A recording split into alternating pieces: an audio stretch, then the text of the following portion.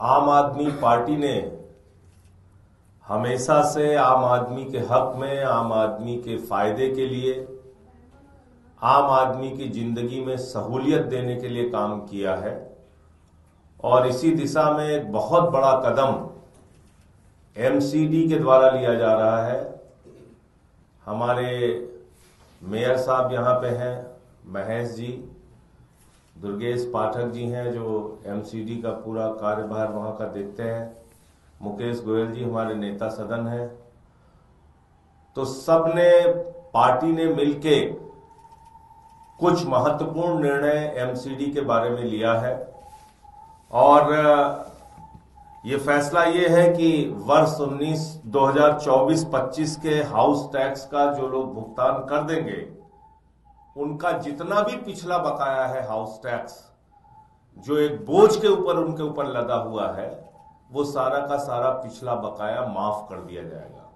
ये बहुत बड़ी घोषणा है कि 2024-25 का हाउस टैक्स भुगतान करने पर पुराने सारे बकाए उनके जो है, जो बोझ के तौर पे उनके ऊपर है, वो माफ कर दिए जाएंगे हाउस टैक्स के।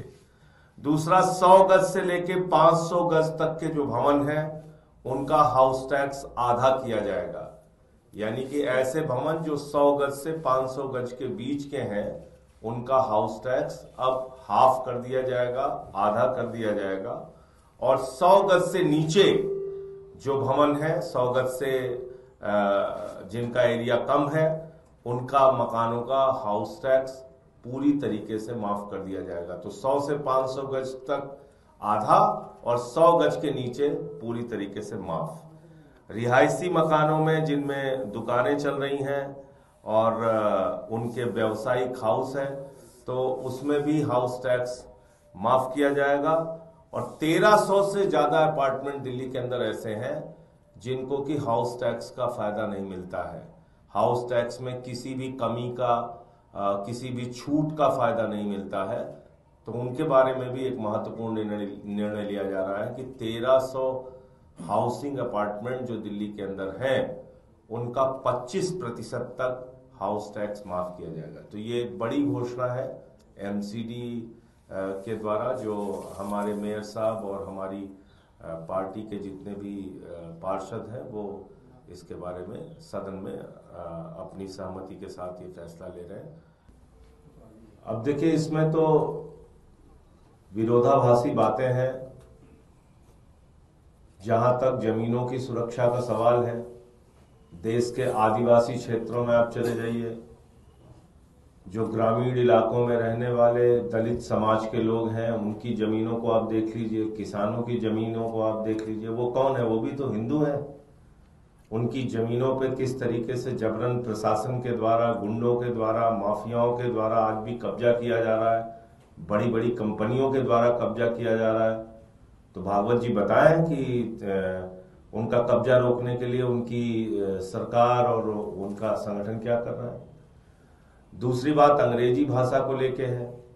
तो अभी तो उत्तर प्रदेश की विधानसभा में अंग्रेजी भाषा शामिल किया योगी जी ने, तो वो अंग्रेजी भाषा के विरोध में खड़े हैं। तो हमारे ख्याल से आरएसएस और बीजेपी के बीच में सब कुछ अच्छा नहीं चल रहा है।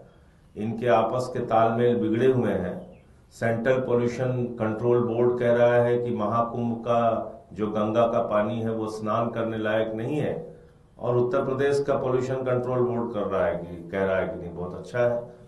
तो कुछ है मामला झगड़े वाला, आरएसएस, मोदी, योगी, इनका सबका मामला कुछ है जो मैं नहीं जानता, लेकिन इन लोगों की बातचीत से तो यही लग रहा है। देखिए, हम अपने देश की बात करेंगे। एलन मस्क ने क्या कहा है अमेरिका के संदर्भ में और ईवीएम के संदर्भ में, उसके बजाय हम देश के बारे में बात करेंगे। देश की चुनावी प्रक्रियाओं में बहुत सारी खामियां हैं जो दिल्ली के अंदर भी हम लोगों ने उठाया था। किस तरीके से वोटर लिस्ट को मैनिपुलेट किया जा रहा है, किस तरीके से एक एक चीज को गड़बड़ी की जा रही है, वो सारी बात हम लोग कई बार कर चुके हैं। लेकिन जो सबसे गंभीर सवाल ट्रंप ने उठाया है, उसका जवाब मोदी जी को देना चाहिए। और वो जो कहा है कि $21 मिलियन उन्होंने नरेंद्र मोदी को भारत के चुनाव में दिया है यूएसएड की तरफ से, तो सवाल यह है कि वो $21 मिलियन का हिसाब क्या मुख्य चुनाव आयुक्त के सामने नरेंद्र मोदी जी ने दिया है, नंबर 1, और अगर नहीं दिया है तो क्या उनकी पार्टी के खिलाफ कार्रवाई होनी चाहिए, मोदी जी के खिलाफ कार्रवाई होनी चाहिए। पूरा देश ये जानना चाहता है कि विदेशी पैसों से आप भारत का चुनाव लड़ रहे हैं। भारतीय जनता पार्टी विदेशी पैसे से, अमेरिका के पैसे से हिंदुस्तान का चुनाव लड़ रही है।